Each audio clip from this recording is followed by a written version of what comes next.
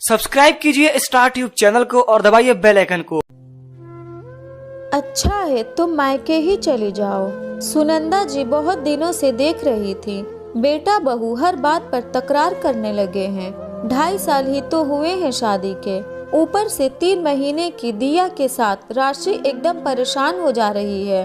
और निकुंज बात बात पर राशि पर भड़कने लगा है। कितनी बार राशि ने कहा भी, आपको मेरा साथ अच्छा नहीं लग रहा है तो मैं चली जाती हूँ, रहिए अपने घर में अपने कमरे में आराम से। तब निकुंज उखड़ते हुए कह देता, हाँ हाँ जाओ ना, मुझे धमकी क्या दे रही हो।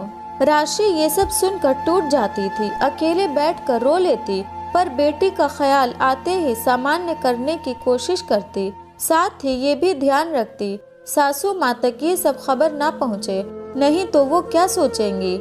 पर सुनंदा जी की अनुभवी आंखें समझ रही थी कि बेटा बहू के बीच बहुत समय से पहले जैसा प्यार नहीं रह गया है। उन्होंने पहले राशि से बात करना सही समझा और वो बेटे के ऑफिस जाते बहू के पास पहुंच गई, जो अपनी बेटी को नहाकर तैयार करने में लगी थी। बहू क्या बात है, देख रही हूँ आजकल घर का माहौल बहुत बिगड़ा हुआ है। तुम दोनों एक दूसरे से या तो बात ही नहीं करते और करते भी हो तो एक दूसरे से खींचते हुए, आखिर बात क्या है? सुनंदा जी ने पूछा। ओह, आपको भनक लग गई होगी मम्मी जी, मैं नहीं चाहती थी आपको ये सब पता चले। निकुंज का व्यवहार मुझे भी खुद समझ नहीं आ रहा।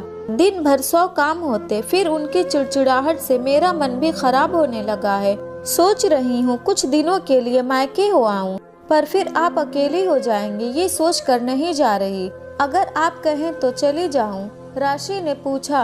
बहू तेरी हालत समझ रही हूँ, मैं भी पैरों में दर्द की वजह से तेरी ज्यादा मदद भी नहीं कर पाती, फिर दिया पूरी रात जगाए रखती है। तू ऐसा कर, अकेले जा सकती है तो चली जा मायके। वो रमिया को बोल देना हमारे लिए खाना भी बना दिया करेगी, जो पैसे बनते वो ले लेगी, बाकी तो चिंता मत करना। सुनंदा जी बहू की परेशानी समझकर बोली। फिर क्या था, राशि फटाफट रात तक की तैयारी कर अपनी और बेटी की पैकिंग कर निकल गई। हाँ, सफर जरूर 5 घंटे का था, पर मायके जाने की खुशी में सब मंजूर कर लिया। शाम को निकुंज घर आया तो घुसते ही कहा, राशि जरा कड़क चाय पिला दो, आज काम कर सिर फट रहा है। कमरे में गया तो बिस्तर साफ सुथरा, दिया का भी सामान नजर नहीं आ रहे हैं। माँ ये राशि किधर है? निकुंज गुस्से में पूछा। मायके भेज दिया उसको, सुनंदा जी ने इत्मीनान से कहा। पर क्यों? निकुंज आश्चर्य से पूछा।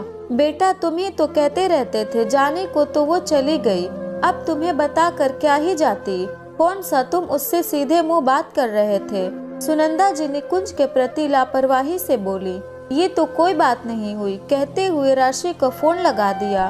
देख लीजिए आपका कमरा बिल्कुल आपके हिसाब से छोड़कर आई हूँ, ना मेरे कपड़े बिखरे हैं और ना दिया का सामान इधर उधर फैला है। आप यही तो चाहते थे ना? राशि ने कहा। हाँ ठीक है, कह निकुंज ने फोन रख दिया। बेटा अब बताओ क्या चल रहा है तुम्हारे दिमाग में, जो राशि से इतना चिढ़ने लगे हो? सुनंदा जी ने पूछा। माँ मुझे कमरे में जरा शांति नहीं मिलती, हर तरफ दिया का सामान रहता, रात भर ठीक से सो नहीं पाता, ऊपर से काम करके थक जाता हूँ। पहले राशि मुझ पे ध्यान भी देती थी, अब तो सारा समय बस बेटी पर लगा रहता।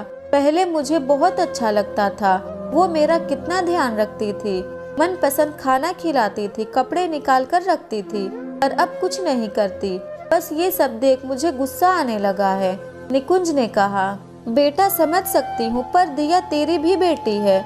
राशि जब तक माँ नहीं बनी थी पत्नी के फर्ज बखूबी निभा रही थी, अब वो माँ भी है, उसकी हर छोटी मोटी जरूरत राशि ही समझ सकती है। और तुम कोई बच्चे तो हो नहीं, बस थोड़ा सा दिया को गोद में लेकर पुचकार देते हो, पिता का फर्ज बस उतना ही समझते हो। वो रात भर जागती सोती, तुम बड़बड़ाते रहते, एक बार भी राशि की मदद करने की सोचते हो? बेटा जिंदगी बच्चे के आने के बाद सिर्फ तुम्हारी नहीं पत्नी की भी बदल जाती है। बेटा तुम ऐसे करते रहो ना तो सच में एक दिन राशि छोड़कर चली जाएगी।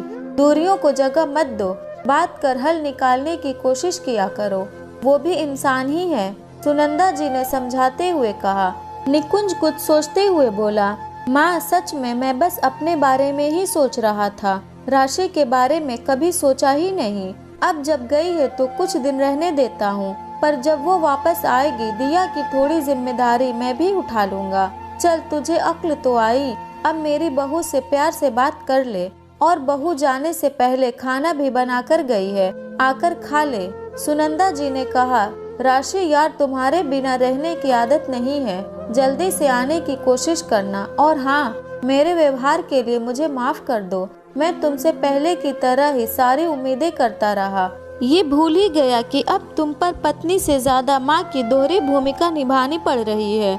अब से ऐसा नहीं होगा, प्रॉमिस। निकुंज फोन पर बोला, पता है निकुंज, कभी कभी मुझे लगने लगा था अब तुम्हें मुझसे पहले सा प्यार नहीं रहा, तभी इस तरह व्यवहार करने लगे हो। राशि ने कहा, नहीं राशि, बस मुझे यही लग रहा था, तुम पहले सा ध्यान नहीं देती। अभी माँ ने भी यही समझाया, तभी तो मैं तुम्हें जल्दी आने को बोल रहा हूँ। कुछ देर बात कर निकुंज ने फोन रख दिया।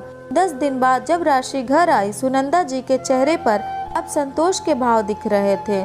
कभी कभी दूर जाकर भी एक दूसरे को समझा जा सकता है, जो पास रहकर नहीं समझ पाते। अब तो समय और बदल रहा है। अब तो हर लड़की चाहती है उसका पति हर कदम पर उसको सहयोग करे, जैसे वो करती है। पर कुछ पति समझना ही नहीं चाहते और ऐसी परिस्थितियां उत्पन्न हो जाती हैं। अगर ये स्टोरी आपको अच्छी लगी तो इस वीडियो को लाइक करें और नए हैं तो हमारे चैनल को भी सब्सक्राइब करें।